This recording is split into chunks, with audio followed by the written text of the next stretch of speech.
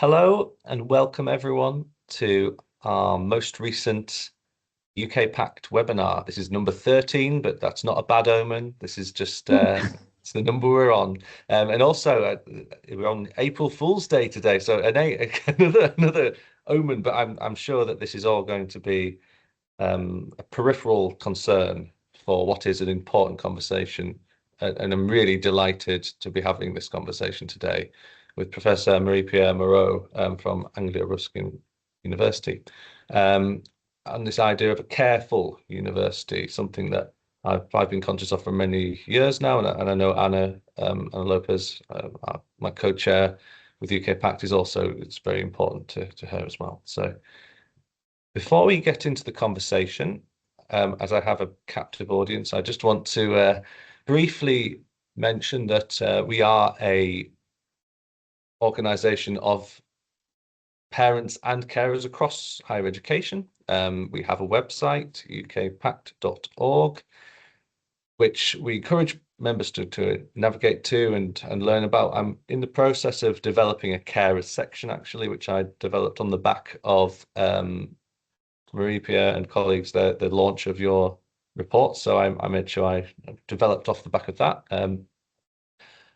In the future, we have a couple of further webinars if you're interested in learning more about the different topics that intersect with parents and carers. So we have a session with Professor Sarah Jewell on the 20th of May at 1 p.m. and I'll be advertising that after this.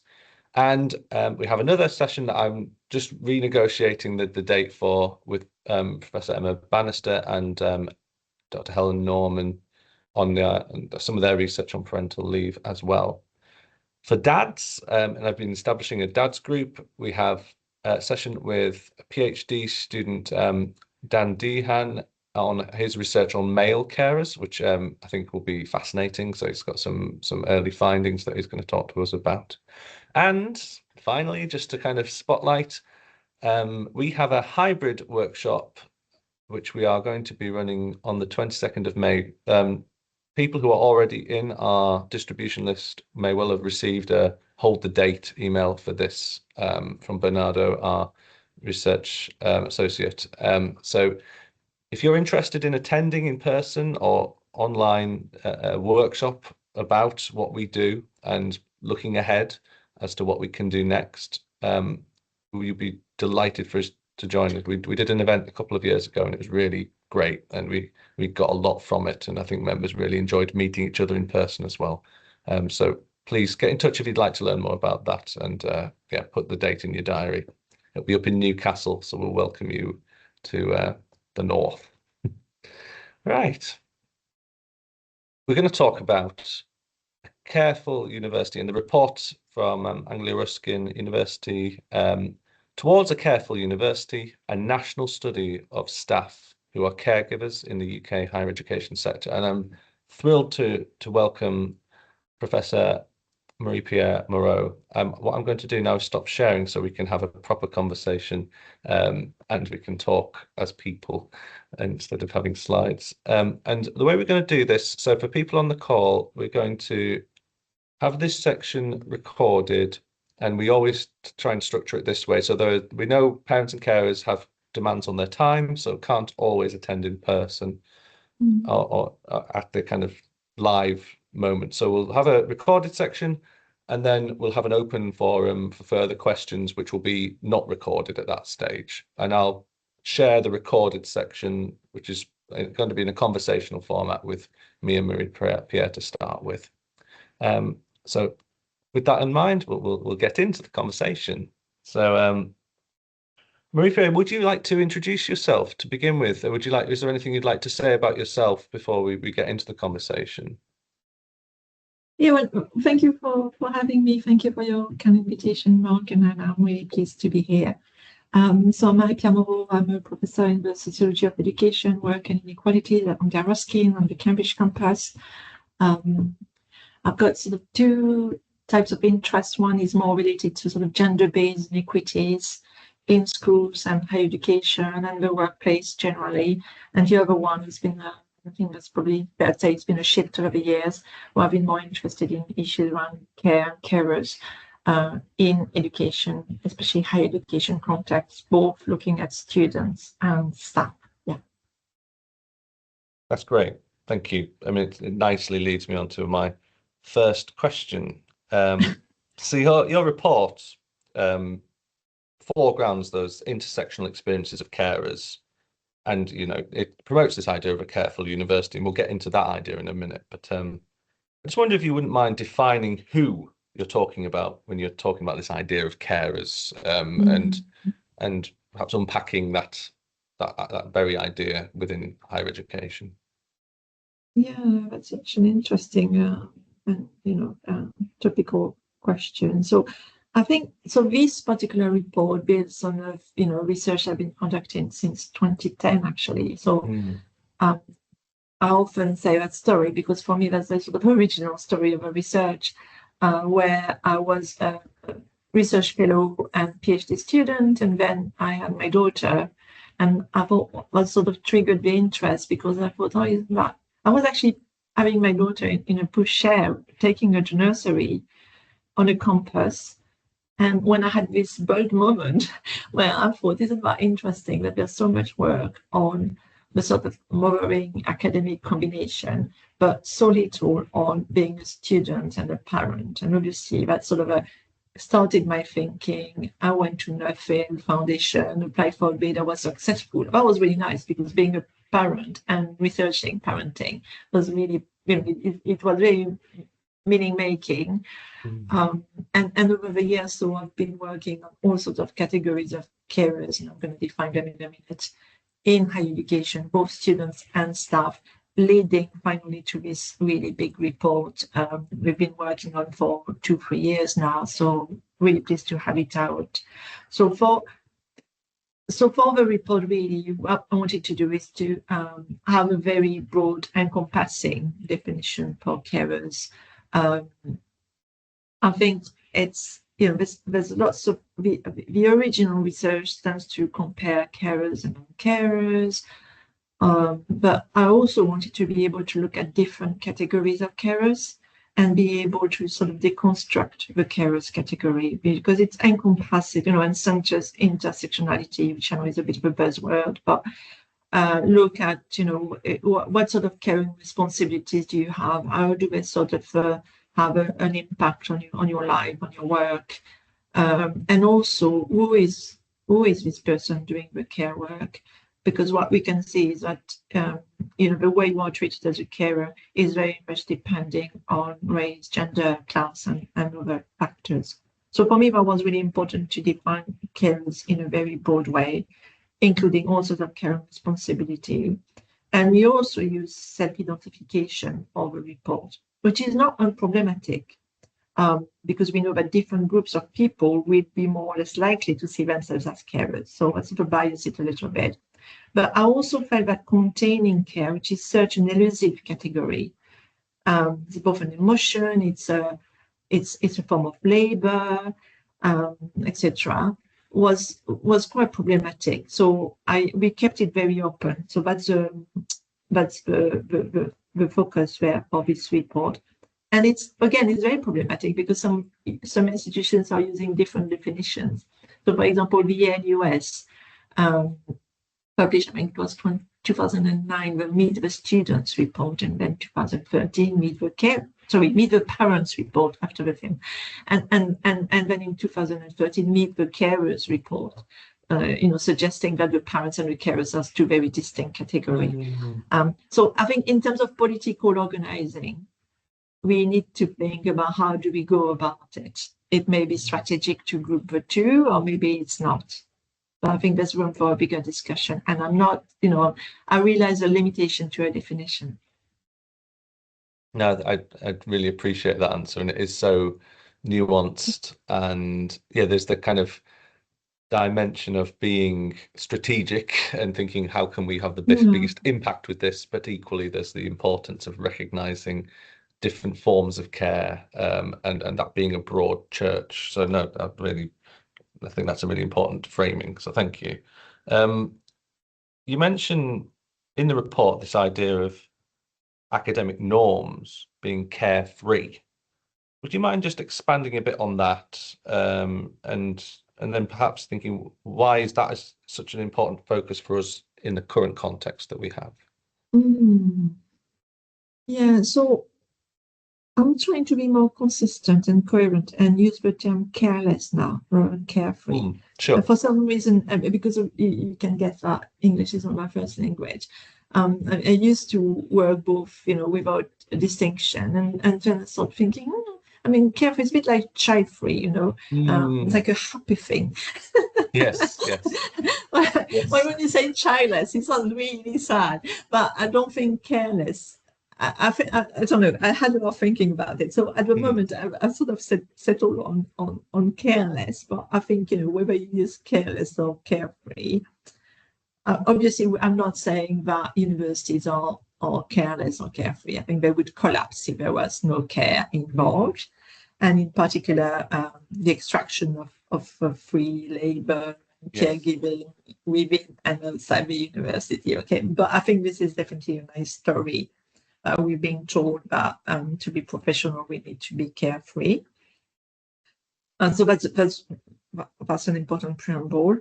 But when I was sort of thinking about this seminar today, I was thinking, what is it what makes a culture careless? And I was thinking, it's convenient because I'm writing a paper on this at the moment, so I sort of link with it quite well. I was thinking maybe this is first a culture where care and carers, in particular, carers as an expression of care, if you want, in the sense that carers can't renounce their own caring responsibilities.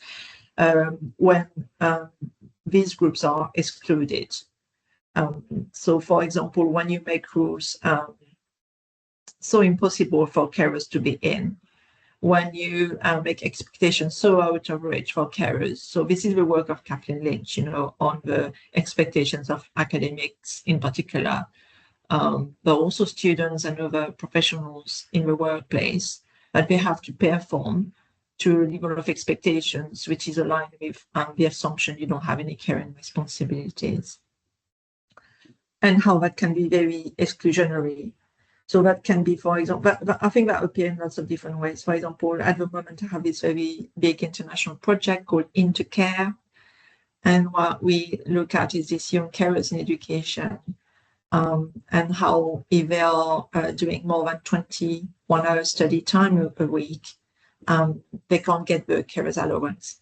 So it's how they're excluded because, through 1,000 paper cuts, the university or society at board is making it very difficult for them to be a carer and to belong in academia. So I thought that was one thing of carefreeness or carelessness. The second aspect, as well as exclusion, was how care and carers are rendered invisible or hidden. It's really interesting because over the years I've done lots of interviews with different types of carers, and it's interesting how the people who are already marginalized because of their other identities, so in particular women and BME workers, etc., tend to hide their caring responsibilities because they fear misrecognition. So for me, that's another expression of carelessness. So you basically pretend to be a carer, and you sort of try to adopt the long hours, the working patterns, the geographical mobility, going to conferences, and obviously makes it very difficult. But also, therefore, the third element, maybe, it's misrecognition. And so when finally care becomes visible, how, especially if you're part of these minoritized groups in the first place, it can backfire very badly. So in one case, I remember talking to a woman who was a lecturer in university who had to leave work around 3 or 4 to go and pick up her children, and was shouted at by the line manager because she was not professional enough. So I thought this is an interesting example there. But if you don't mind me adding to that a little bit, I just want to say, this is not just carers as individuals who are affected by this carelessness of academic norms. It's also care itself. So what I would say there is that it's the way we operate is misrecognizing, underpaying, and hiding care. I mean, this is interesting for me because I'm on a number of academic promotion panels. I'm on different recruitment panels, and it's actually really rare and interesting for me to observe, for example, that what falls under good academic citizenship is often not a pathway for promotion. So you see people who are caring deeply, providing lots of support to colleagues and students, but they're not getting the reward. So it's not just the carers, it's also care work altogether, which is subjected to these three different categories of misrecognition. And I mean, this is not my work, but I'm thinking of the work of Sandra Acker on this, sleeplessness in academia, and more recently the work of Bruce McFarlane as well. So this is quite interesting, I think, and relevant to this conversation. Really thoughtful, and yeah, thank you very much for that. Yeah, I mean, I think the way that acts of care are kind of marginalized in the norms of the neoliberal university. I think members on this call can probably all recognize that. So I think it's something that, the way you've articulated that, I think there's the structural, but there's also the kind of cultural, and the way individuals mask is something that is a project in itself to make it more acceptable and more welcome and included within university context. So if we think about what could be, so I tend to write and frame things in utopian and dystopian ways. If we start with a utopian mindset, rather than necessarily thinking of a blueprint, but what do you imagine as a possible higher education that would be careful? So in your ideal vision of it, what kind of tangible experiences would you have for care?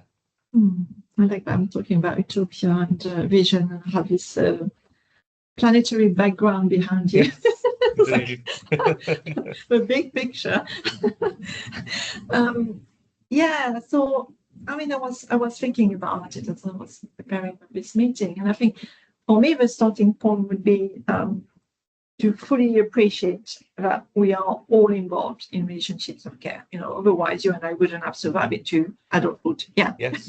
I think we can agree on that. This is sort of obvious, but I think we need to. So the real question is not, what is care here? Is care necessary? It is fair. And I think the question is more who is giving and who is receiving care. And it's sort of thinking of Captain Lynch's concept of affective equality, who gives and who receives love, care, and solidarity, which is a definition from it further in my book, Affective Equality. So it's not reciprocal, and I've written about this in an article with Marie Robertson in 2019. But so I think utopia would necessarily would require to center care in everything we do. I'm going to expand a little bit, taking up the call of Joanne Tronto and more recently Captain Lynch. So going back to Joanne Tronto's definition, it's caring for each other, but it's also caring for the world. And I think that requires some sort of radical redefinition of how university operate. And that means changing assumptions about workers and scholars in particular, finding ways of working together which are anchored in the collective, defining agendas which considers how we can work together for the better good. That's very utopian. And I think this requires that we move away from the sort of individualistic neoliberal approaches. Although the carefreeness, thinking of Descartes, cogito ergo sum, I think is already very embedded in the sort of construction of a modern university. So it's not, I don't think tackling neoliberal systems per se is going to fix the problem. But I think that it's definitely exacerbating the problem with the sort of expectations of performativity, being hypermobile, building a portfolio, having linear career. There's and the sort of bottomless approach to academic work. There's always more you can do. You can always write another paper or a better paper. etc. So yes, moving away from these approaches, but also what I particularly dislike at this time is how care as over equality matters have been appropriated in very neoliberal ways by EDI agendas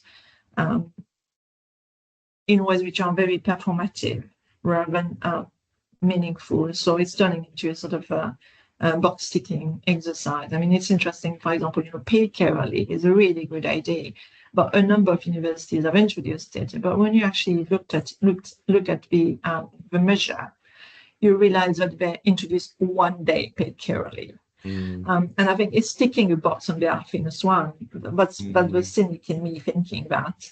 But is it actually changing fundamentally the experiences of carers? I am not quite sure. So I think for me, care is not something that needs to be neutralized so that we can be more efficient. It's something that needs to be valued, centered in our culture. And it must be the end in itself. The caring culture is the end. It's not. It doesn't. There shouldn't be a business case made for caring culture to be the end. Well, I find that often the sort of care and equity agenda is a way to extract more free labor often, and that is not what I visualize this utopia. Sorry, that was very long. No, I think that was great. I mean, I agree with you that centering a culture of care in itself being the end, not having to kind of instrumentalize it. I think that's something that I equally aspire to. I think what I'm interested to know now is, where have you encountered pockets of practice where you might say they're heading in that direction, and what we might learn from them as say an institution or a group within an institution that is starting to sort of prefigure perhaps some of this in the real here and now.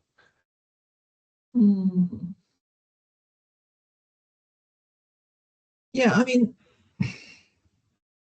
there's a lot there that can be said. So I mean, if you want me to tell you a little bit about your question is about the role of institution, right, in supporting the carers. So yeah, I mean, first I want to say I think this is a societal issue. So I'm not playing down the role of institutions as employer or as places of learning, but I think it's important to think there's only so much that universities can do. And it's also interesting to look at what happens in other countries, but including in the 4 different countries or regions, I don't know what's the appropriate word, of the UK, because there are different higher education systems and sometimes social welfare systems. So the solution, I think, is really about the articulation of this sort of institutional level or sector level with the national context. I think that's the first thing to say.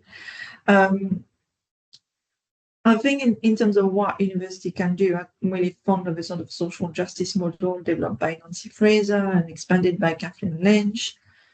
So the idea is that care is multifaceted, and that we need to look at issues which are of an economic nature, also of a cultural nature in terms of representation, and also in terms of political nature. For example, ensuring that carers are actually involved in decision making, rather than being decided for. This is not an easy one. I think, there are some measures which we've discussed during the launch, and you were some really interesting question. And I remember we talked about the carers passport, for example. So these are all measures which I think can be beneficial. The paid carers leaves, and what I mentioned about the carers allowance. So how unfair it is that it is not accessible to students if they're studying full time. So I think it's really important that universities push back on these measures. But I don't think anybody think that there's a one measure. It's just being sure we are having this multi-level, multifaceted intervention. But if you don't mind, I'd like to share a slide. Yes, please do. Would that be right? Yes. what's the expression that a drawing makes for a picture makes for 1,000 words? Yes, that's right. They just make this up.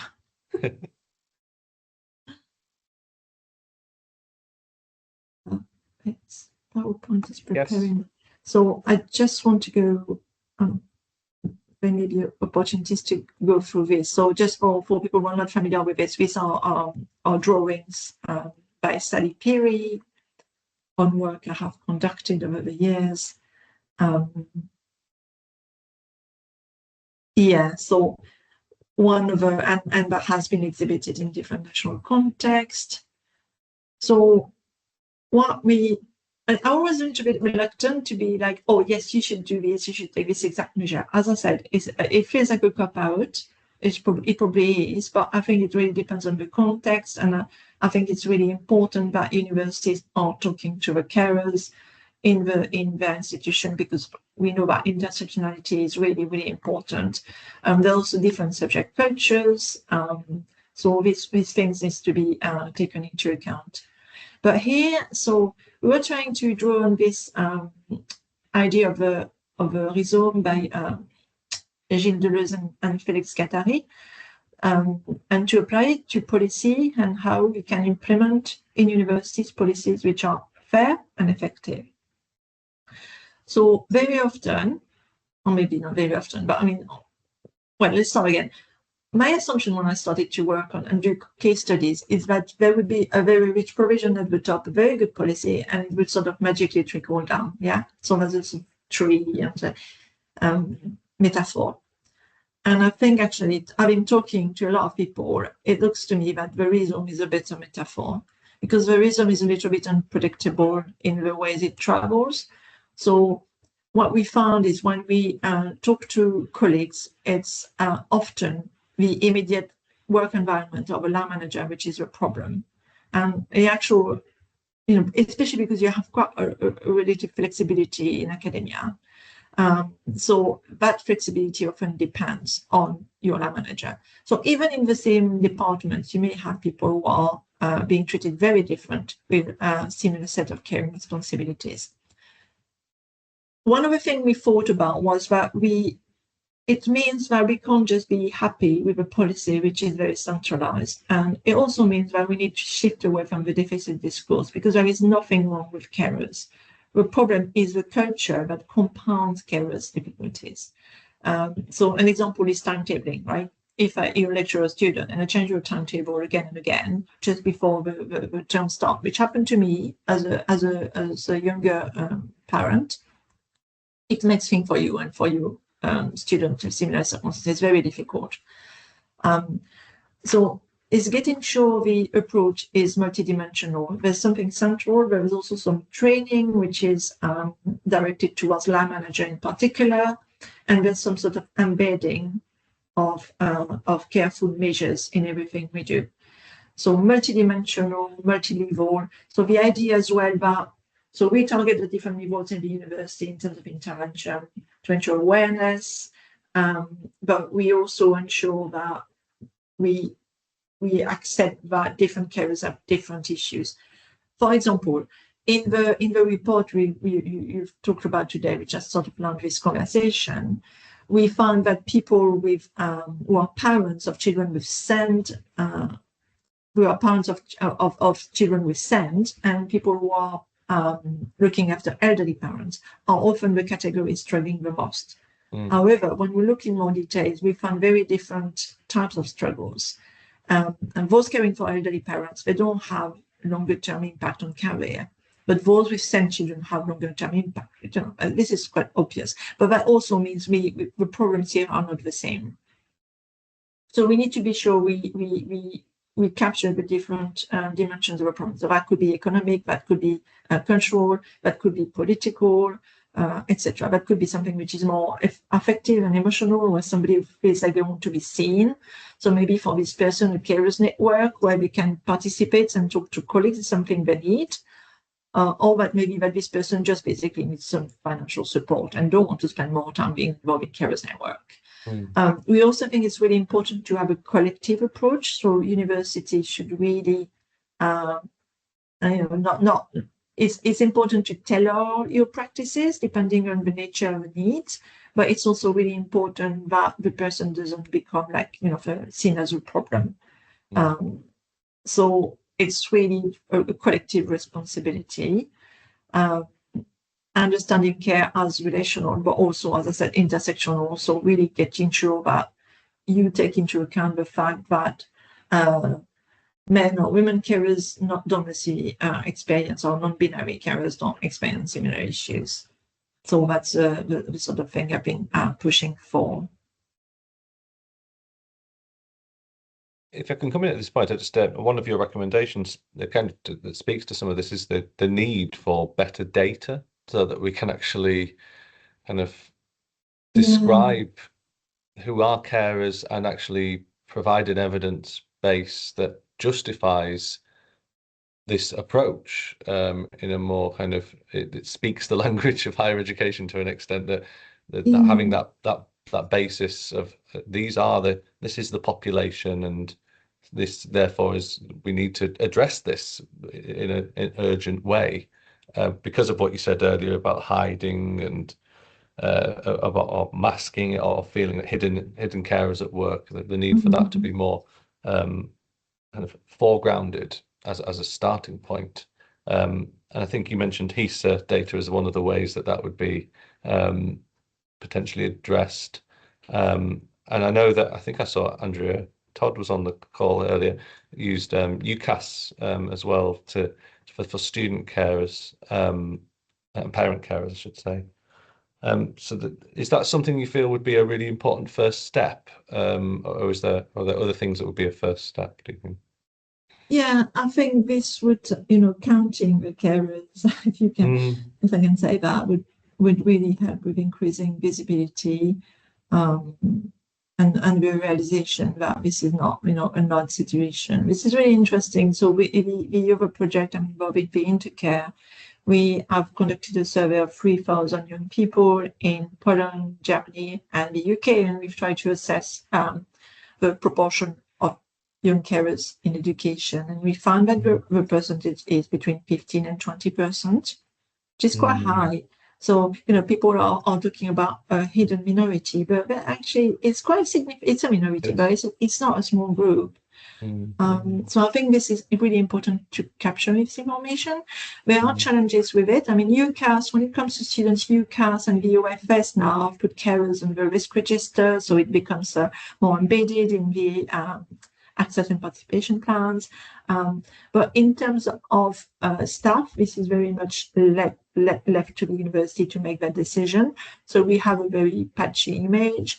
And there's obviously the issue that you may be a carer one day, but maybe the person will die sadly, and you won't be a carer anymore. So, or your child may have grown up. So the data is fairly fluid. So there would need some element of some dynamic in the data capture. But the other thing I want to say is that I don't believe that visibility per se is the solution. I think visibility needs to be paired with recognition.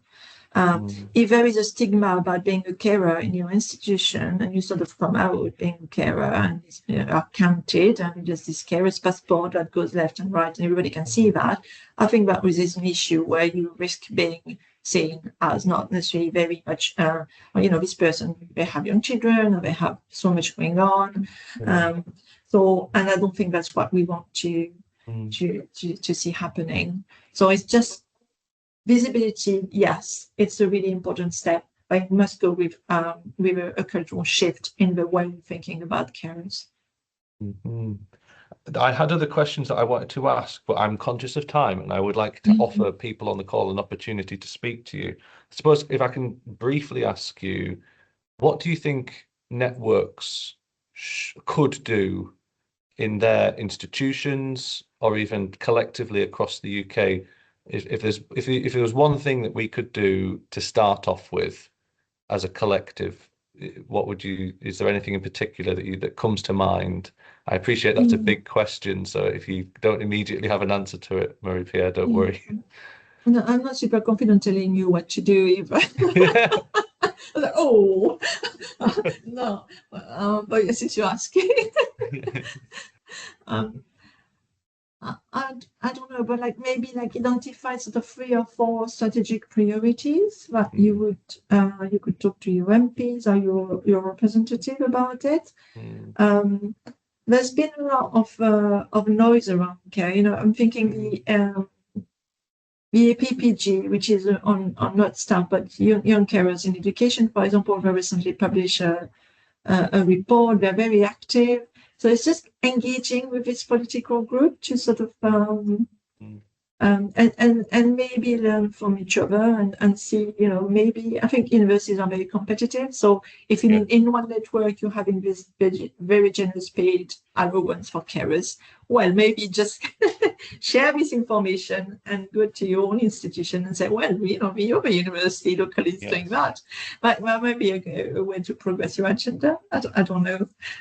No, I like that. I mean, it's one of the motivations behind us having a maternity and paternity leaderboard on our website is to kind of play into some of that competition. So yes, although we kind of resist the idea of the neoliberal, there are some ways that we hope can try and leverage it a little bit.